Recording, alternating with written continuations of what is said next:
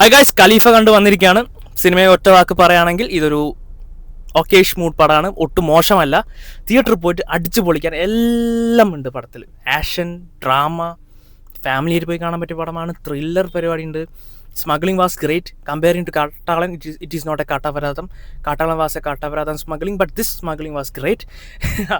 പറയാതിരിക്കാൻ വയ്യ, കാരണം ഇതിലെ കുറേ പരിപാടി ഉണ്ട് പടത്തിൽ. സെക്കൻഡ് ഹാഫിൽ വേറെ ലെവലാണ്. ഫൈറ്റ് സീക്വൻസ് ആയിക്കോട്ടെ, മ്യൂസിക് ആയിക്കോട്ടെ, രാജോട്ടൻ്റെ സ്വാഗ് ആയിക്കോട്ടെ, ക്യാമിയോസ് വാസ് ഗ്രേറ്റ്. ഫാമിലിയായിട്ട് ധൈര്യമായിട്ട് ഓണത്തിന് കാണാൻ പറ്റിയൊരു പടമാണ്. ആൻഡ് നിങ്ങൾ അധികം എക്സ്പെക്ടേഷൻ ഒന്നും വെക്കേണ്ട. ഇതിൽ നല്ല ഡ്രാമയുണ്ട്. കീപ്പ് ഇൻ യുവർ മൈൻഡ്, നല്ല ഡ്രാമ ഉണ്ട് പടത്തിൽ. And this movie was a great movie. എനിക്ക് ഭയങ്കര ഇഷ്ടപ്പെട്ടു പടമാണ്.